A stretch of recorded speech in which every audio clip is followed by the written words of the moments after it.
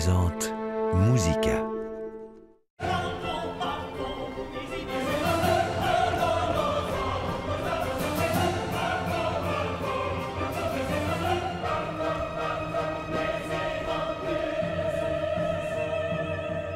Quand la mythologie grecque rencontre le cancan.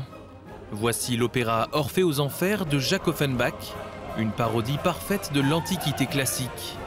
Le réalisateur Barry Kosky réinvente la célèbre opérette au Festival de Salzbourg, dans une production culottée et audacieuse qui fait parler d'elle autant que la version originale des années 1850. C'est tellement en avance sur son temps. C'est la libération sexuelle, le caractère sacré du mariage. C'est presque comme se moquer de ça.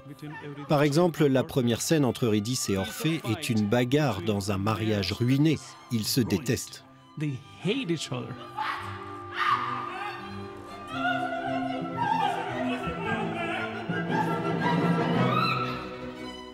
Au lieu de mourir, Eurydice veut simplement choisir son destin et ses amants.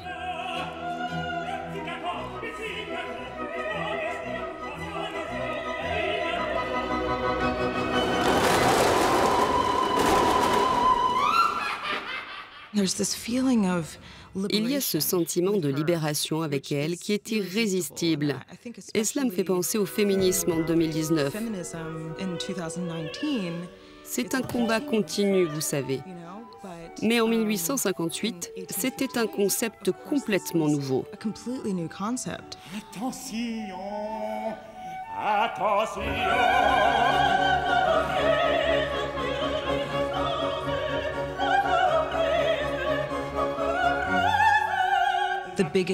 Le plus gros défi est l'athlétisme sur scène associé au son. Je veux dire, la plupart du temps, je sors de la scène et je suis essoufflée. J'ai besoin d'eau et je transpire. Et ensuite, le plus grand défi consiste à revenir sur scène et à conserver cette énergie tout au long du spectacle.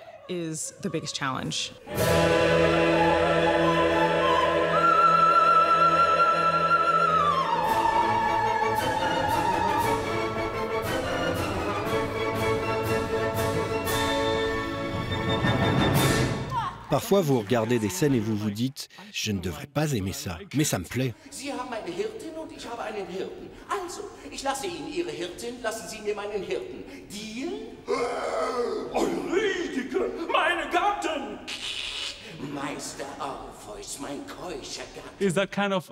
C'est un genre de comédie qui est un peu inconfortable. Elle est parfois un peu tendre.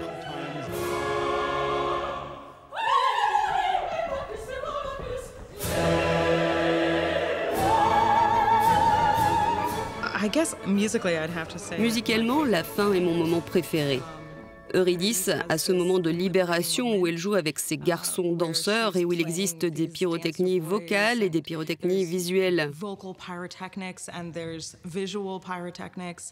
Et puis, bien sûr, il y a le cancan, qui est si emblématique.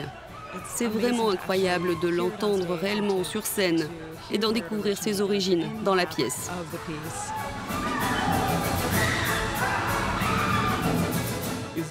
Du début à la fin, on ne veut pas cligner des yeux, on ne veut pas en perdre une miette.